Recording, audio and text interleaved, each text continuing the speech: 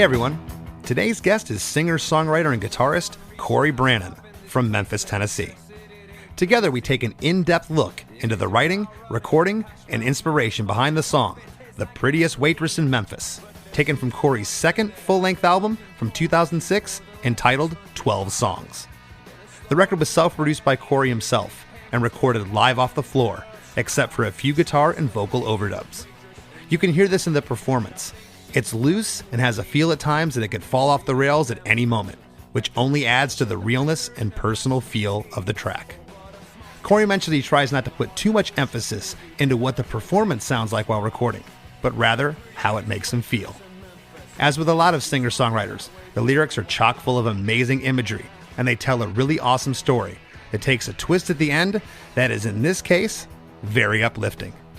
And Cory fills us all in on why the tuning in this particular song is a little bit funky. For all this and a whole lot more, stick around. Hey, have you heard? Krista makes a podcast. Hey, have you heard? Krista makes a podcast. Hey, have you heard? Krista makes a podcast. Hey, have you heard? Krista makes a podcast. Hey Cory, how you doing?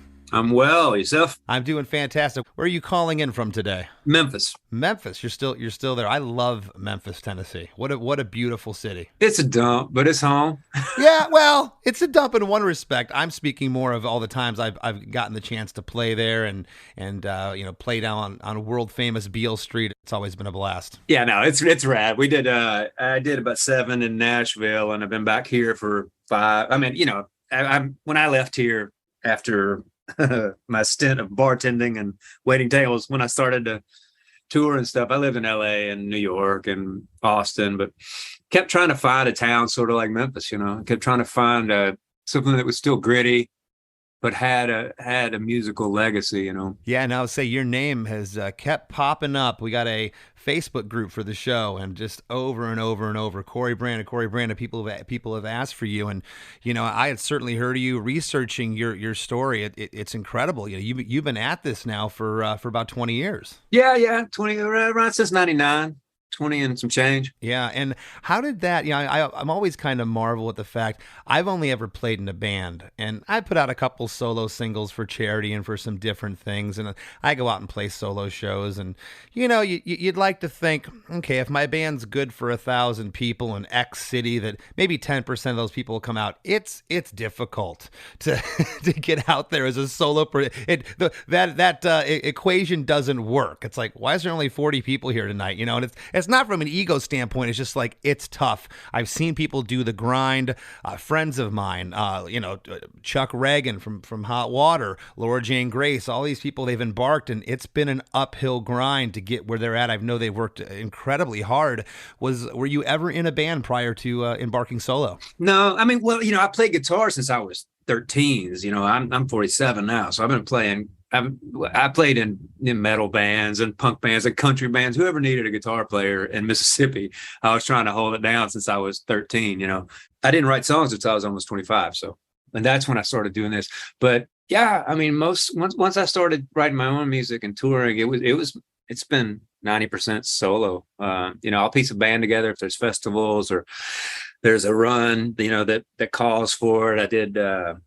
Right before the plague, I did, like, Frank Turner had that Lost Weekends thing in Boston. Mm-hmm. So I get scheduled a band run around that. If it makes sense, I'll get band. But usually, I prefer just me in a van or me in the car and just going. It's a heck of a lot cheaper. Yeah, you don't have to vote on where you're going to fucking eat lunch. You don't have to get along with anyone. You're just going to Denny's, man. No one's going to contest you right now. That's where you're going. You're going to get a grand slam and call it a morning. Yeah, I mean, I fight with myself as much as I would fight with any band, but it's it's at least in my head. I gotta say, there is something about the Tennessees, the Oklahomas. I was thinking the other day. I don't know if you're familiar with John Moreland. Oh yeah, John's a buddy. Yeah, I love John. The first time I heard John open his mouth, I almost fell over and I said, "Well, that's not learned." Yeah, no, that's the thing. You have to have that, and you have that in your voice. That's something. I appreciate that. I appreciate that. It's that, and I'm reading of kind of your background, and of course you grew up with the musical influences from church and gospel music, and you can hear that in the performance. That's again something that you just can't make up. Yeah, as much as the church fucked me up, I got some things out of it, Yeah. some things that I luckily can't wash off. Yeah, it's funny you mentioned here in John. I was in my favorite place to play in the country was a place called the Whitewater Tavern in Little Rock, little shithole. And I was in there with Ben from Lucero one night, and neither of us had ever heard John. And he was just up there on stage, and he started singing, and everybody's doing their thing, and he started singing, and Ben and I just went, and we were like, "What the fuck is happening?" We just both we sat right up front and just didn't talk for an hour and a half, just listening to him. I was like, wow, that was something I just saw. Well, I'm the kind of love it hurts to look at. Maybe we should take it as a sign. When I'm strung out on leaving, exalting all my demons, and you don't care for me enough to cry. I was talking about this the other day. I need to see it at least once a year. I need to get my face sort of ripped off by this. I don't, there's an intangibility to some of this stuff. I think the best description I've ever heard is Garcia Lorca calls it the duende.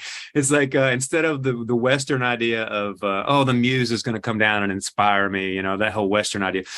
The Argentinian or Spanish idea is like Jacob wrestling the angel at the well. It's like there's something risked and something can be lost, and that and so I find that is the explanation for it is it only happens when time is a component. So it can only happen in music and dance because it happens once and it's fucking gone. And it doesn't even happen with recording albums. It happens with live music, and it doesn't leave a trace.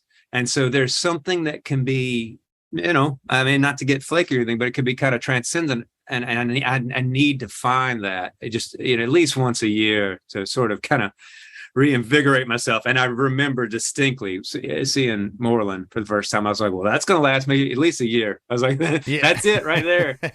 Well, I've reached out to John. I'm gonna try to get him on this show. But yeah, there's also a vulnerability that you're speaking of, and I feel that in your music. I feel that you're kind of laying it out there on the line, and sometimes you don't get that in other kinds of music all the time. Super fast punk rock or metal. But what you're doing is something that kind of just hits home, and you can feel what I'm calling that vulnerability.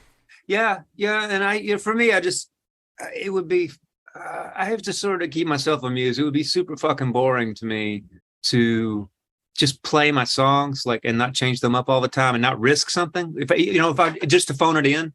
I don't think enough of my voice or myself, and I don't find myself that interesting. So I find the show interesting, and the engagement and the what the fuck could happen. I find that interesting and intriguing, and that to me is the whole point of the show. It's like, let's get in here and let's see what happens tonight. That's different. Yeah. And if I had a band, I would still. And when I do get a band, I try to incorporate that. I'm just like, you guys are like, let's learn the skeleton of the song. But when I turn around, away from the mic, let's just do whatever, let's just do whatever. Like when I go back, we'll hit our mark or whatever. And the same with my whole rushing and dragging. And, I just tell the bass player and the drummer, I'm like, you guys lock. I'm going to push the beat. I'm going to drag the beat. Don't follow me or we'll be in a ditch, but follow me dynamically up and down. I'm like, but I'm going to rush. I'm going to drag, I'm glad you said that. I've always mentioned that about my band. People, it's the train wreck about, sometimes you're going to witness live. That's why people go to rodeos. It's like, you don't want everyone to stay on the bull. You want to see the guy get thrown off 40 feet. And that's an element. There's something about that. And what you said just really resonated with me, that I don't find myself that interesting either, but a lot of my fans do. And that's why we have the fans, because they're the ones that buy the concert tickets and find us interesting and want to pay for the train wreck. I want to go back. Your first record came out in October 2002, The Hell You Say. And it's so cool. You got to play the David Letterman show, which is so rad. Yeah. That was back in NAMM. That was way back. Yeah. But congratulations on that. And your second album, 12 Songs, came out 4 years later in 2006. And we're going to talk about the Prettiest Waitress Waitress in Memphis, which True. is taken from that album. Who produced the record? I couldn't find any info on that. I kind of produced those first three myself. Now the engineer Jeff Powell, he was really hands-on, so he was great. But yeah, I kind of produced for a while. Just I didn't know what I was doing any more than anything, but it was fun. And I've always liked records that are just all over the map, because I sort of write the songs and then I'm like, okay, this song wants to be this or wants to be this.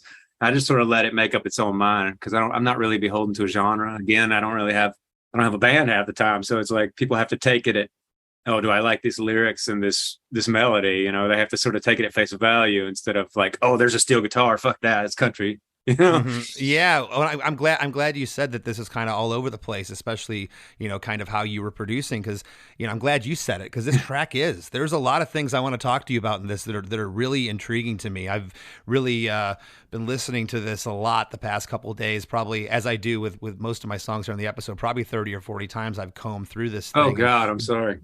No, don't be sorry. That's why I love doing this show. Every song is its own beast, and everyone's as interesting as the next one, to me at least. And take us back. Do you recall writing The Prettiest Waitress in Memphis? Yeah, it's not a person, as a lot of people think. Maybe it's an amalgam. I did have a girl I was seeing, but she was actually my boss. I was the waitress. She was a manager. But she factors into it. But no, I think I was sitting at like the Cracker Barrel or something, and it was a very homely waitress, and I was kind of feeling for her because people were being kind of mean. And so seeing that, I was just like, started writing that song, and I was like, no, I can't write that song. That's just mean. So then I just sort of flipped it, and it's a novelty song in a way, because it does all lead towards the twist thing at the end. Oh yeah. But I like, and I've talked about this a bunch, but I tend to do, since I'm doing story songs, a lot of times I will use a cliched structure. I use a theme, because instead of say you have a song and you have to set this story up, normally you have to set it up and say, okay, well, these are the characters, this is the setting, this is the whatever, and that takes a verse and a chorus and maybe half another verse. But if I do guy meets girl in a diner, you think you know what it is immediately. And so if you're using that form, people are like, oh, and you can start fucking with it like almost right off the bat. You can start twisting it a little bit. And so I like to do that a lot of times, is use these tried structures, like a genre film, yeah. It's like, what you're getting if you go and watch a detective film or a heist flick or something. It's the structure's there, and then you can fuck with it. Well, my listeners have heard me say a million times, especially the singer-songwriter aspect of the storytelling within the lyrics. I wish I could write lyrics like this. My stories just come out too literal. There's a lot of tongue in cheek going on here. I can kind of read between the lines. I think some of these lines are hilarious, and I can't wait to get to them. I don't mean hilarious in a bad or a cheesy way. They're just really, really funny how you got some of the rhyme scheme going here. But I want to jump into the track. It's 3 minutes and 8 seconds long. There's a 4-bar main hook. I'm calling it intro riff. And what's interesting, Cory, about this main hook is it happens 5 times in the song, which is quite a lot, but I feel that this is an integral part to the song. It's so catchy.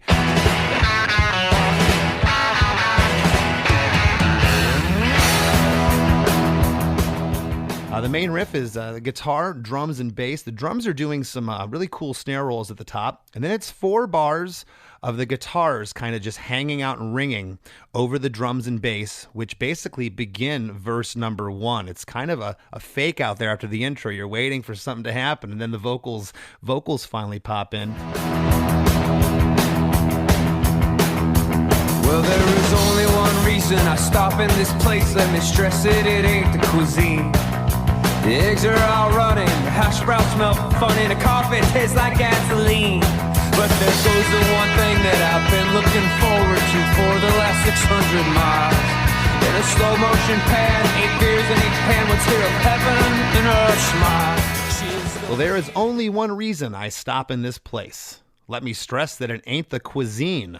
The eggs are all runny, the hash browns smell funny, and the coffee tastes like gasoline. But there goes the one thing that I've been looking forward to for the last 600 miles. in a slow motion pan, 8 beers in each hand. What's here of heaven in her smile? What's going on there? Yeah, just sort of introducing it's A and B. Each verse is sort of introducing the characters, but I'm using, just enough to set up the, it's all hanging on the lines, Prettiest Waitress in Memphis is only going to be that way for a while. It's just setting up her crap job. Be setting up her lifestyle a little bit. Yeah. And you just, I'm terminally Southern. So I have, I'm not afraid of like the humor aspect of things. And then I like to amuse myself a lot. Like the song to me is, it starts off with something that I like to do is it's just it's like a bait and switch. It's like a chasing a little thing. It's like, there's only one reason I stop in this place. And then I go on for half a verse about the reasons it isn't. And it's like a very Southern thing. It's like, it's not the coffee. It's not these fucked up hash browns. It's like the whole half of the first verse is me going, why I didn't come into the place after I introduced, there's only one reason. I like to do the little pump fake like that. That didn't even jump out at me till you just said it. That's really funny. Yeah. And so I find, it's, again, those things are like techniques, a novelist will, if they have to introduce a lot of backstory or anything like that, they'll put it right before the other character will ask a question. And instead of this character answering a question, he'll go into this internal monologue about things. And so you're sort of hanging, waiting for that thing. And so that's just a little thing. I want to get the description of the place and the seedy atmosphere. And I got that in after, introducing the question of what the fuck is this reason? It's like the little techniques like that. Well, there's certainly a lot of imagery here to go off of it. And again, I think some of these lyrics are really funny in a fantastic way. It's just drums and bass through this verse up until Gasoline, and then the back half of the verse, there's this single note guitar lick that comes in and then goes to like a 2-noter until the verse, and it's just kind of nasty sounding. And I want to ask you a couple things. Were the vocals double tracked here? They sound doubled. Yes, they were. Yeah, okay. I'm a fan of a really loose double. Yeah. I never try to really match myself that much. I always like fucked up doubles. No, it's cool. It has a cool little dichotomy here that goes on with that, and I can hear that, and I thought that's what I was hearing. The other thing here was this cut to Pro Tools or to tape? We did that in Easley right before it burned down, so that was tape. Yeah, I think we were going to tape. Yeah. And was it cut pretty much bass, drums, and guitar live with some overdubs and later? Oh yeah. Okay. I think I did the. Well, it was bass, drums, and the keys were live too. The Farfisa on that, or I can't remember if it's Continental or Farfisa or whatever. I think that was live too. Okay, and those are what come in on the choruses, right? That's what I was yeah. And I think the only thing that it overdubbed is just a, little freak out fuzz solo thing. Right, which I had tuned up, and I always go through the songs. I try to play to the track so I can get an idea of arrangement and chords and what's going on. And it almost sounds like you're in between E and E flat here. It's a little there's some tuning things going on. I know you have an ear. I know you can sing. I've listened to your other material. Was that intentional? No. I mean, again, we probably let's see who was on this one.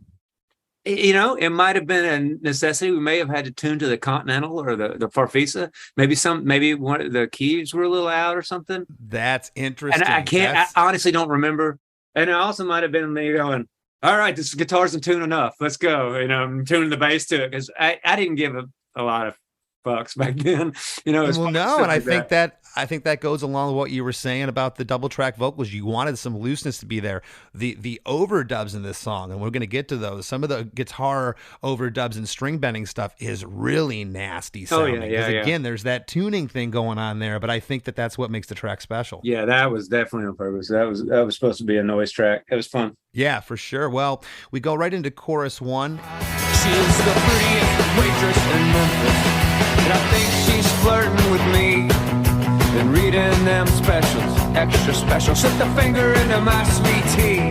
Oh, what a small stack of singles from a hard double shift will do terrible things to a smile.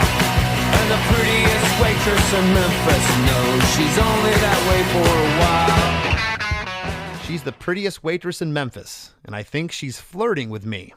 Do you say on this first chorus, been reading them specials or and reading them specials? Sound and here. Who knows? My marble mouth.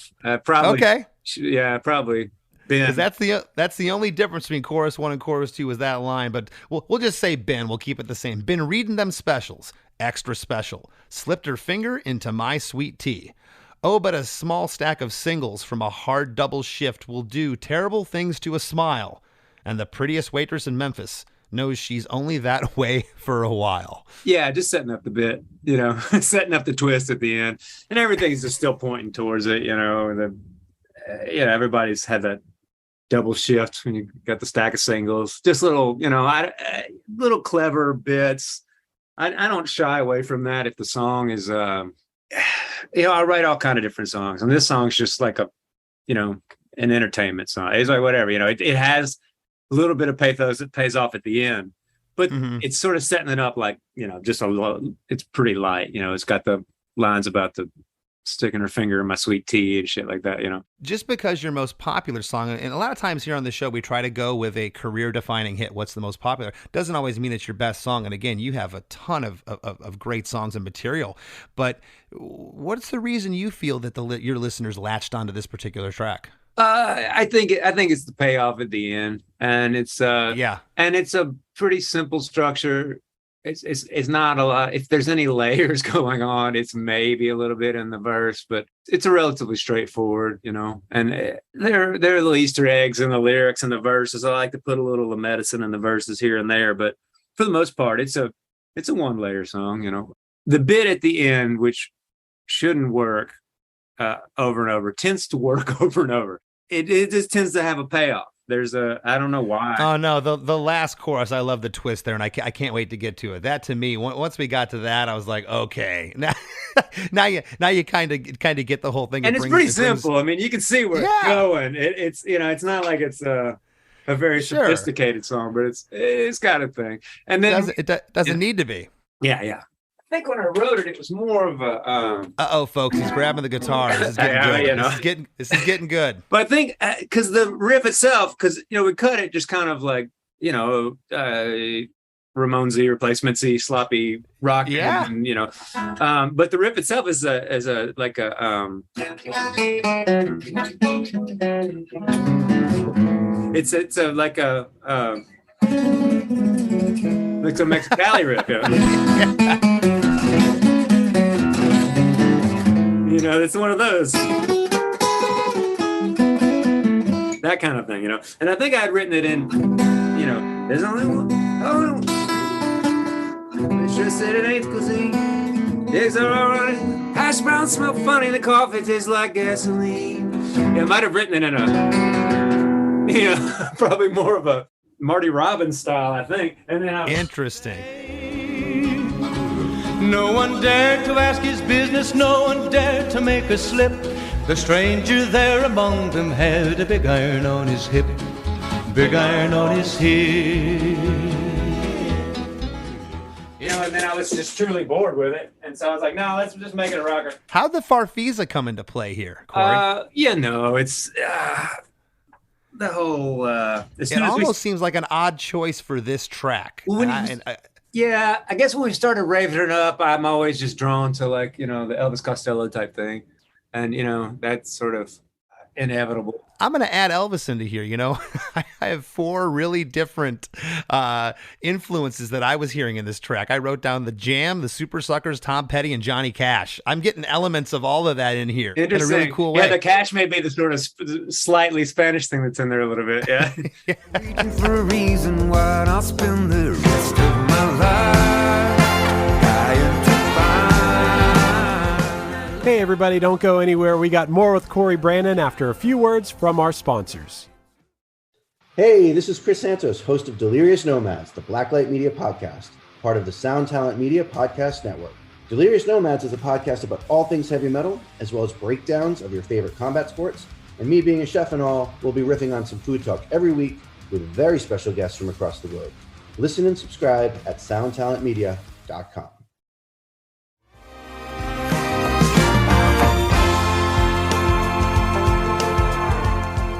And now, back to the show.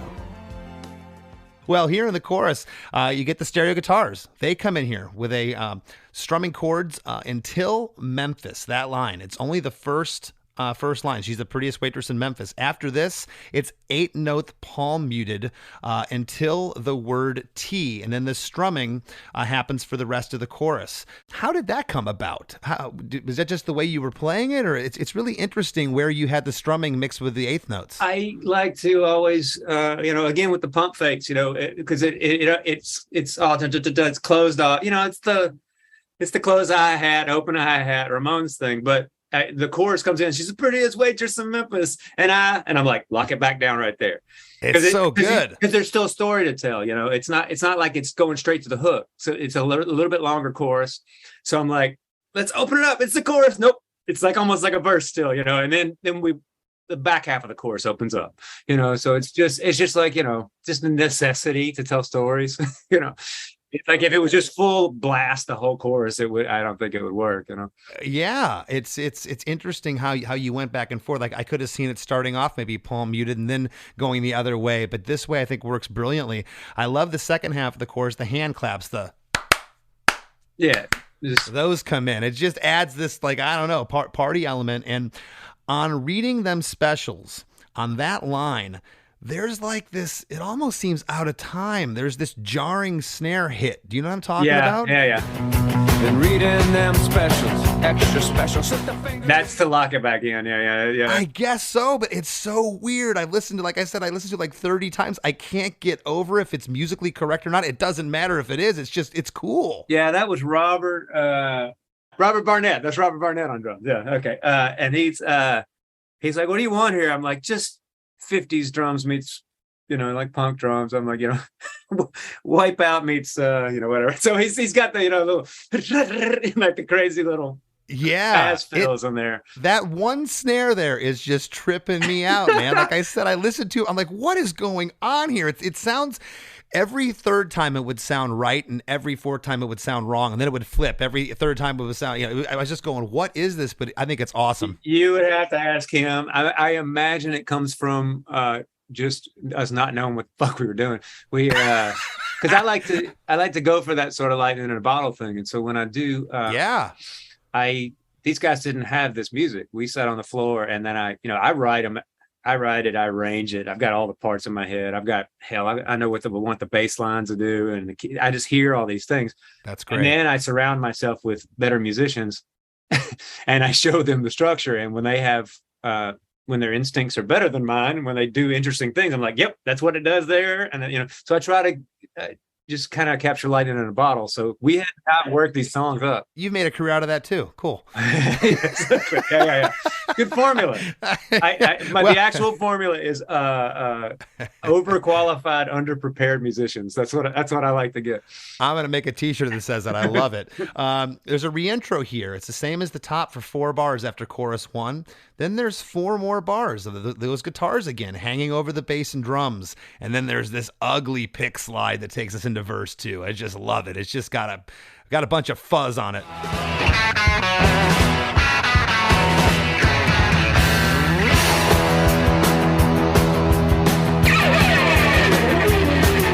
Somehow she remembered my name, though it's been several months since I passed through this way. She said she's lived here all of 23 years. I said I'd be here for a day. Ordered the pecan pie and the wink of an eye. Got a slice as big as my head. And her name and her number on a sweet and low package is the best poem that I've ever read. Steve Selvage taught me that pick slide trick when you're recording. Because I couldn't get these pick slides to sound right, and he's like, oh man, just use a couple credit cards. Just grab the credit card and run it down all 6 strings or whatever. I was like, oh shit. So that's a couple credit cards. Probably not mine at the time. I don't think I had a credit card. But yeah, just you had to borrow your mom's credit card. Hey mom. Yeah. Hey mom. No, it's sign on this pick slide. It's awesome. It sounds nasty. It takes us right into verse 2. I'm going to read these lyrics and a couple things, but one thing very interesting in verse 2 that I'm looking forward to talking about. Here's the lyric. Well, somehow she remembered my name, though it's been several months since I passed through this way. She said she lived here all her 23 years. I said I'd be here for a day. Ordered the pecan pie, and in the wink of an eye, I got a slice as big as my head. And her name and her number on a sweet and low package is the best poem that I've ever read. Yeah. That whole leads up to that line. Yeah, that's the only line in the song that I still like. I love it. I wouldn't picture a Southerner in a diner not using sugar, using sweet and low. I like that as well. Oh yeah, and the thing is that's actually a true story that happened to me. I was a waiter in a Mexican restaurant in Mississippi, and a girl left me her number on a sweet and low package, and I was like, well, yeah. Later on, I was like, oh man, that's just too good. That's got to go in somewhere. Got to save it for a lyric. Well, again, in verse 2, it breaks down again to the drums and the bass for the whole verse, except the back half where that guitar lick comes in again, and kind of just that single note that kind of builds up. On the last line, the drums stop here, and then the band stops before chorus 2. We'll talk about that in a moment, but there's one thing here in verse 2 that really stood out to me, Cory. On the line, it's not the whole thing. You say ordered the pecan pie. So starting on pecan pie and in the wink of an eye, I got a slice as big as my head. On that line, there's the only harmonies we hear in the song. Day, ordered the pecan pie and the wink of an eye, got a slice as big as my head, and her name and her number on a sweet. Why there? They just wanted something, and I don't. If I had a producer, they would have been like, don't do that. But me, I'm like, it just wants a lift there. It just wants something. And I heard a story one time about, it was when Jim Dickinson was working with Big Star or whatever. And they had a track and they had done all these vocals with Alex Chilton. And Alex is like, let me get this line here. And Jim's like, well, we don't have the mic set up. He's like, that's fine. He's like, just give me a 58. And he went in the ring. He's like, okay. He did the 58 and he just sang that line. The other was like on a U47, nice microphone, EQ'd a certain way. Threw the other one in. It didn't sound anything like the other. He's like, and then they threw it in the track. And Jim was like, yeah, I can hear the difference. He's like, who gives a fuck? It's like, cause, and then later on, you're like, after a while, that's just the way that shit sounds. It's like, who gives a fuck? Yeah. And for the listeners, sometimes I like to break it down, Cory, a U47 microphone's a couple $1,000 and a 58 costs a couple $100. Yeah. And sometimes it doesn't matter how expensive something is. If you're going for that vibe, all of a sudden you're singing the $200 mic and it's magic. Yeah. And I heard, and it could be apocryphal, but I heard all the Tom Petty stuff in studio was still like a 58. Like I heard he used the 58 as the whole thing. That is awesome. But yeah, no, so it helps me because I tend to obsess. I do have that. That is my nature. I'm on meds for it sometimes, but it helps me. I used to deal with it by not giving any fucks because I would want to care too much about the infinite minutia of a thing. So then I'd be like, okay, I can't care about any of this. And as I get older, I found a balance to where I don't have to know what every knob in the studio does to learn what this piece of equipment does, And so I found a balance, but then I didn't have a balance. So then I was just like, I would find all these, like we do, we find principles to suit our worldview that we already have tendencies for. And so any story I would hear that like Alex Chilton not giving a fuck or these sort of things, I'd be like, okay, yeah, I need that. That's how I need to be. Because it's not how I am naturally. So. Well, as my listeners know, I probably pay more attention to harmonies and their placement in songs than anywhere. It's intrigues me from doing this podcast. I mean, I always kind of knew harmonies and this and that. I'm pretty good at picking out harmonies, but I just trip out at where people put them in songs. And the fact that you only have it here and it's nowhere else, I was like, I have to talk about this. I love your answer. It's like, I don't know. I think it needed some. That's the perfect answer. I also find singer-songwriters, especially those that use a lot of imagery storytelling as these lyrics are, a lot of times there isn't a lot of harmonies. You want to have that personal tone of this is just me telling a story, but those harmonies are perfectly placed. I'm glad they're in that verse. I think they work well. Chorus 2, after verse 2, like I said, the drums stop, and then the band stops on the word red on verse 2. And then on She's the, it's the band hitting bang, bang. And there's these two nasty, I wrote in my notes, nasty single guitar overdubs on the She's the. Yeah. It's awesome. Yeah. That's a little Sabbath bend. Yeah. Anytime I can get a slight little Sabbath bending it sharp, I go for that. She's the prettiest waitress in Memphis. know she's flirting with me.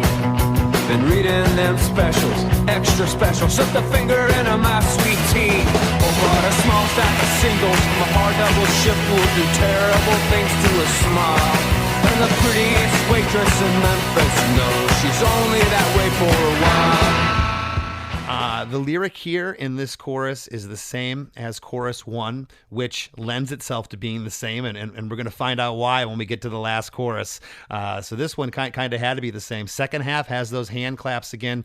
On the line, My Sweet Tea, the second line, on T, there's a really cool snare fill and placement here that is different from chorus 1, which again, I could tell this wasn't Pro Tooled and just slapped together, same as chorus 1, and you can feel that. I think it's great. Yeah, I've never built a track like that. As far as some folks will build a track out of, we got this verse, let's copy it, paste it, or and don't get me wrong, I like Pro Tools, it's fine. It's a great tool if it's not used as a crutch. Yeah, and it's just, because I have to, I'm an independent musician, I'm on labels, but they're, independent labels. And so you got to work fast, and you got to work, you can't be in there for months, can't be in there for weeks, frankly. And so right. It's, if the track is great and the bass player flubbed he rushed a note, I like it if it's fucked up, but if it's like so fucked up that it's like drawing attention from the song, it's like, okay, scoot it, I don't give a shit. Yeah. I think my engineer, which is like the total sin for everybody, is I think he tuned my vocals a little bit. I know he did on this last record, which I don't usually have a problem singing. I don't usually have a problem with pitch or anything, but there were some, I think there were some tracks where I was a little bit sick and stuff when we were recording the record, and I think he went in and tuned some things, and I was like, as long as I can't hear it, I don't give a shit. It's like, he's like, no, he's like, I'm not going to tune. He's like, I'll tune it 70%. He's like, I'm going to not do this thing where you're not going to believe in life after love. He's like, you won't hear any of it. And so to me, I'm just like, whatever, man. It's like, cause I can't spend all my life in the studio. I would love to do it. Who knew, folks, with Cory Branan, we're going to get an impromptu Cher impersonation. I had no idea going into this. That was great. We get the third re-intro here for that same intro as the top. This time it's 8 bars here after chorus 2 with some cool bluesy, and I'm using the word again, nasty sounding string bends, guitar string bends. Then we go into the guitar solo for 8 bars. And this is just your classic, reminds me of just your classic rock and roll Chuck Berry type solo.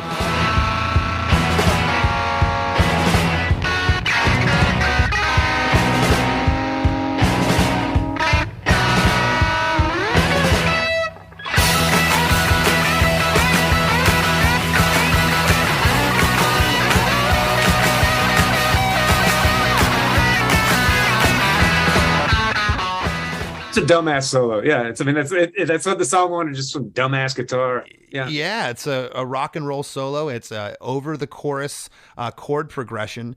And then right out of that, we get another 4-bar re-intro with those cool string bends again that now get us into chorus 3. And this is where the whole thing takes a turn.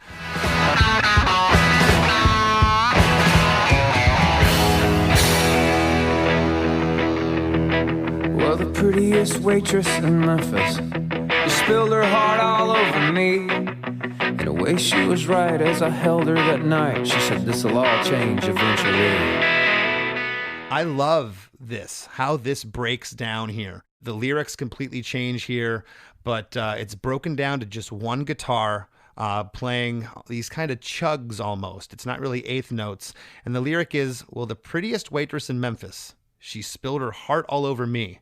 And the way she was right as I held her that night. And she said, this'll all change eventually. And so, your brain's set up for the, this is going to beat me down. I'm not going to be there will be prettier waitresses, after this life beats me up. It's just a simple setup for the punchline. And I love on eventually there's like this ring out of this arpeggiated guitar that happens, this just thing. And then the guitar by itself again just kind of strums, and you say the next 2 lines. And I wrote, the note's very personal here in your delivery and a tone. It's like you're talking to me, the listener. Yeah. It's out of time. It's, we dropped out of time. Yeah. Yeah, it's not really lining up, but it feels real. It feels real. Cause she ain't the prettiest waitress in Memphis no more. But it's not what you're thinking, you see.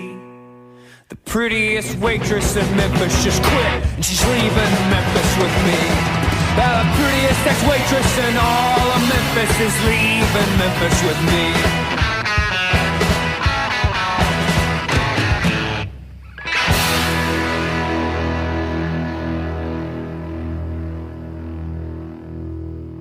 Because she ain't the prettiest waitress in Memphis no more. But it's not what you're thinking, you see. The prettiest waitress in Memphis just quit, and she's leaving Memphis with me. Now the prettiest ex-waitress in all of Memphis is leaving Memphis with me. But, it's a little, punchline. I guess you won. You this is a happy ending. Well, yeah, it's the whole thing, that's, you get a little bit of a payoff because it's you're just expecting someone to be beat down by life, and it's like, no, she said, fuck it, I'm getting out of here. Well, after those first two lines here of this part, where I had mentioned that it's very personal in your delivery and your tone, these eighth note guitar and drum buildup happens on the next line. The prettiest waitress in Memphis just quit, and on the line following that, there's this great drum fill that launches. Yeah, and it's just really kind of out of nowhere. The drums aren't that flashy through the song until that moment. Yeah. And that fill happens that gets us to that last line. She's just quit, and she's leaving Memphis with me. The prettiest ex-waitress in all. Then at the end, because again, this is to me the central feature, the main hook of the song, we get a 4-bar outro. That main guitar riff is now joined on the panned over to the right speaker by a higher octave lick, just for that one time. Yeah, I don't even remember doing that.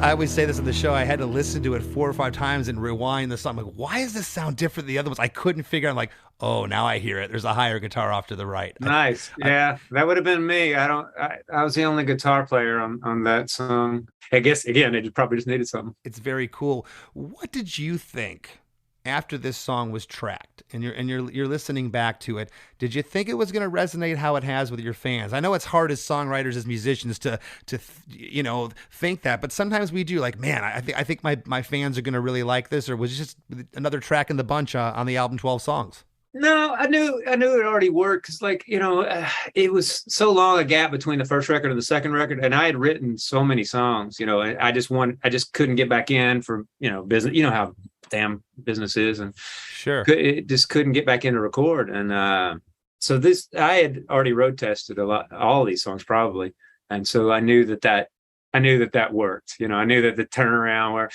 and so. But again, I was playing it a little bit swung, Yeah. And so I didn't know how it would go over as just a straight ahead rocker, Is there a reason why you didn't stick to that swing feeling you were talking about? Because it bored me. It was boring. Singer-songwriter music, traditional folk. I love traditional folk forms and stuff like that. I have, and I use them when they work, when they're effective, and a song when it's the most effective way to tell the story.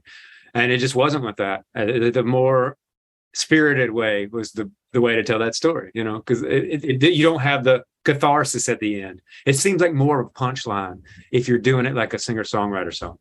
And for some reason, if you if the music's already more fun, the humor doesn't seem as kitsch, or it doesn't seem as goofball, because you're bopping along with it anyway. Maybe that's it. And sometimes I'll do the opposite. I have a couple records ago, I have a song about police brutality and like a racist, from the point of view of a racist killer cop, and I used the music super catchy in that as almost an experiment to be like, oh yeah, try not to listen to these lyrics. Like people sort of want to look away from the problem. I'm like, you're going to be bopping along to some fucked up shit. But I make sure the first line and the first line is like, you uppity little ghost. It's before any music comes in. I'm like, try not to listen to the lyrics after I say the word uppity. You uppity little ghost. Don't you even know you're dead? We police the pack. Your future's in your head. We've hollowed out our bodies. So then I'm just like, I made it as catchy as possible to fuck with the lyrics. Sometimes you can support the content with the form. Sometimes you can subvert it, That's awesome. Well, one last thing here before we break. Have you played this at every show since you wrote it? No. Mm-hmm. So this isn't like a staple that if you don't play it, the fans are going to riot. Well, no, I mean, I do. I play it. I would say I play this one and like Talking Grass and Tame and a handful of the early ones. I would play them, 50% of the time. Yeah. People sort of, they want those songs, which is nice. It's great. For sure. But I just have, so many over so many years. And so I just try to mix it all up. And lastly, anything you like to leave listeners, what's going on with you? Tour dates coming up, new music, what's happening? Yeah, dropping a new record mid-October, like October 14th. It's called When I Go, I Ghost.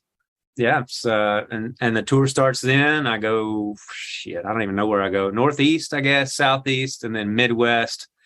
And then maybe in December, they're looking at Texas. It'll all be on the website and stuff, just myname.com. Awesome, man. Well, Cory, thank you so much for sitting. It's been a blast breaking the song down. I appreciate it. My absolute pleasure. It was fun. Thanks for having me. Oh, Charlene, I'm still just about. Be nice to see you if you still get out. Hey, everybody. I hope you enjoyed that conversation with Cory Branan. We got lots more Chris DeMakes a Podcast after a few words from our sponsors, so don't go anywhere. Hi, I'm Daniela Clark. I'm Barbara Ann Wild. And we are the Honest AF Show. Our podcast is real, honest conversation with our celebrity friends and pros. Covering our anything but average rock and roll lifestyles. All while tackling the hell that is aging and the battle of beauty. Oh yeah, nothing is off the table. The Honest AF Show is available wherever you get your podcasts. If you like music and you like podcasts and you like to laugh and you like to learn, you need to immediately subscribe to One Hit Thunder. Each week on the One Hit Thunder podcast, we dive deep into the story and back catalog of a one-hit wonder band or artist. From there, we have a good, healthy discussion as to whether they brought the one-hit thunder or were nothing more than a one-hit wonder. We have a huge back catalog, and we've done episodes on everything from Don't Worry, Be Happy and the Macarena to King of Wishful Thinking and Cumbersome. I promise you're going to love the show more than Jaquan loved getting tipsy, and even more than Bobby Boris Pickett loved making alternate versions of the Monster Mash. Subscribe to One Hit Thunder wherever you get your podcasts. As we near the end of the show, here's a band you might not know. Welcome to this week's Band You Might Not Know. If you'd like your band to be considered for Chris DeMakes a Podcast, all you have to do is email your best song via MP3 only and a short bio to bandyoumightnotknow@gmail.com. This week's featured artist is The Anchorage from Salt Lake City, Utah, who have a very unique take on ska and alternative rock. The band consists of Derek Harmon on guitar and vocals, Jason Bowman on drums, Evan Wharton on trombone, Jake Bills on bass, Miles Lawrence on tenor sax, bari sax and guitar, and Tyler Webb on the trumpet. Their third full-length album, entitled Wild Stories, is out now. Here's a snippet of their song, When I'm in the Grave.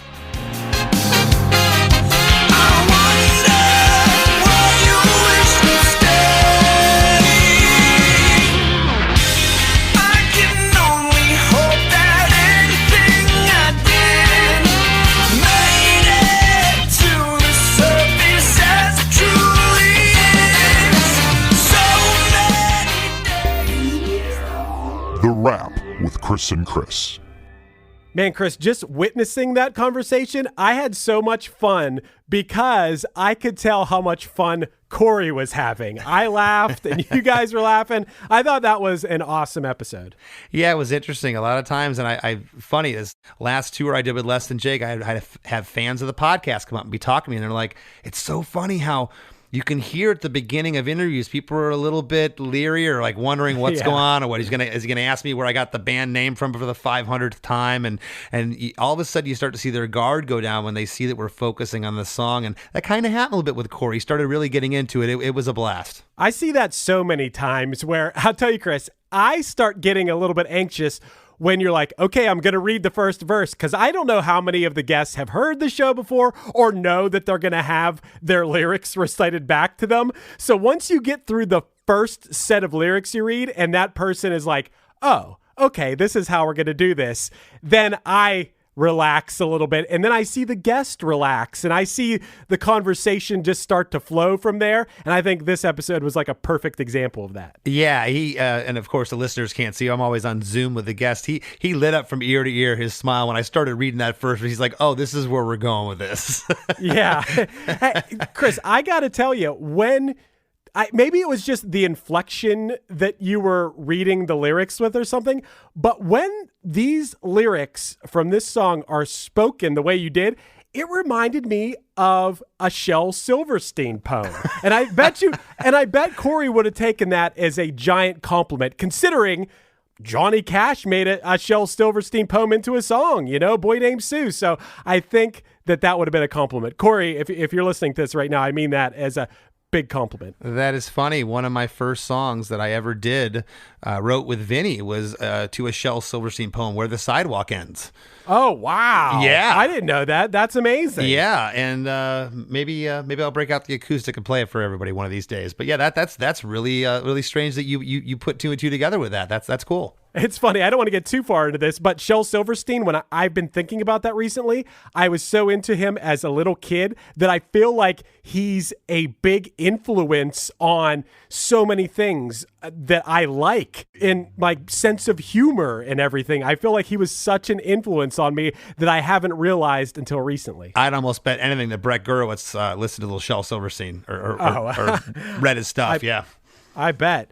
And speaking of that, one thing that Cory said that I thought was funny, made me laugh. He said that when he's writing songs, writing lyrics, that he is terminally Southern, meaning that he's not afraid of the humor aspect. And then I asked myself, does Cory think that's a Southern thing? Because I'm Northern, and I feel the same way.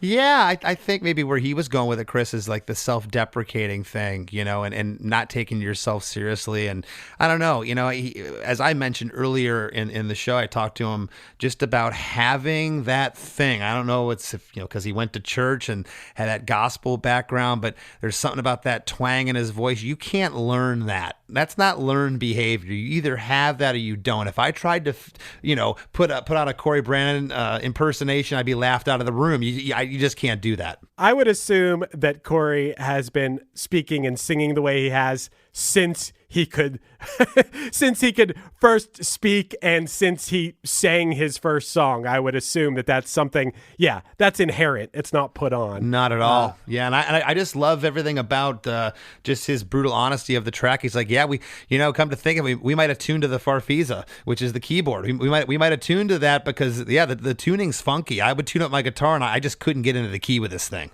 It's funny. You called me last night and you and I were talking about it. You're like, I can't really figure it out. And then once he said that maybe they, tuned to the Farfisa, that makes sense. Yeah, okay, that makes sense why you can't find exactly where it's at to play along. I thought it was really funny that he said that, and I feel this same way. I feel like I always surround myself with very talented people. I feel very fortunate in that aspect. But he said that in the studio situation he's in, he's always around overqualified, underprepared musicians. And dude, honestly, that's sometimes when magic happens, when it's not overthought, Yeah, I told him I've built a career out of that. I could relate to that so much, and I know he was kind of trying to make a joke there, but there's a lot of truth in that statement. I love the lyrics of this. I want to go back to them. They made me laugh. I love the turnaround on chorus 3, how everything changes there, and it's kind of a aw shucks happy ending that happens here, albeit tongue in cheek. Right. I loved when you got into the sweet and low conversation. To me, I'm over here talking to to you guys with my mic muted going, it makes sense that you would use the sweet and low because all the sugar's been taken. The sweet and low, no one's using that. That's where he'd write the note. I think that's an awesome lyric. From the second he wrote that, he had to be like, yeah, damn, this is like a classic lyric. I like that he talked about the credit card pick slide trick. Have you used that trick, Chris? No, I haven't, which makes sense because credit cards are way thicker than most picks, and they have way more surface area. They're way bigger. I'm going to steal it and use it on the next Lesson Jake record.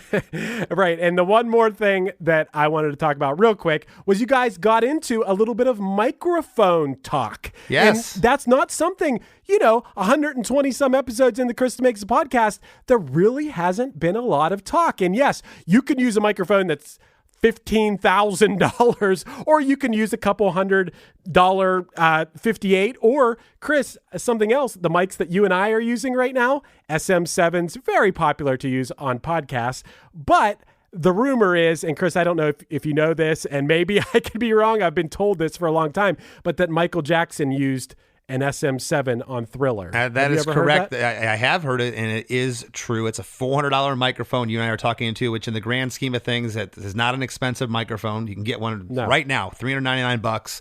But yeah, it's all about the vibe. And we don't get into tech talk too much here on Chris DeMakes a Podcast. We don't want to lose listeners. I've had a number of you say, hey, why don't you get into amp setups and this and that? I'm like, man, I want to start losing listeners real quick. I'll go into that. But yeah, I felt it was needed to touch on that in this particular episode. I would stop listening to our own podcast if you started going down that road.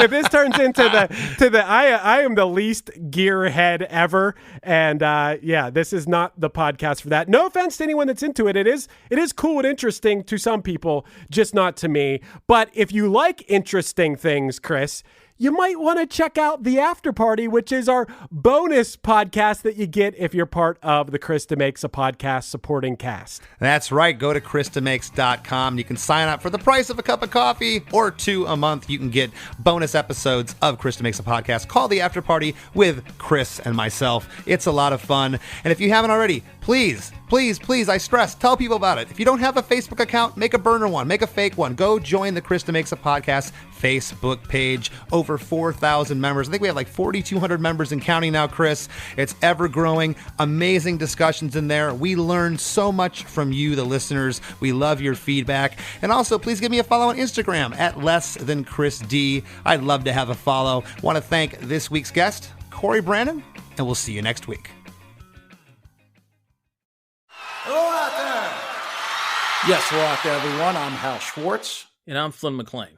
Together we host None But the Brave, a podcast dedicated to the music and career of Bruce Springsteen.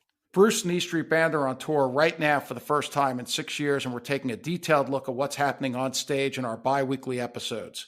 We've also been recently joined by some very exciting guests, including rock journalist Warren Zanes and Stephen Hayden, Backstreet's Magazine founder Charles Cross, and Barstool's Kirk Minahan. If you're a diehard Springsteen fan, this is the show for you. So please subscribe to None But the Brave on your favorite podcasting platform, and we hope to see you further on up the road. Thank you so much. We'll be seeing you.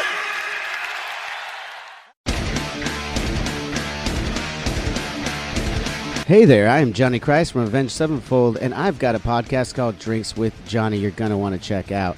I sit down with a bunch of different people from all different walks of life, from professional wrestlers to actors, comedians, fighters, musicians, everything in between. I'm just looking to make some friends and have a good time doing it. So if that sounds like something you're into, go check out Drinks with Johnny, streaming everywhere now.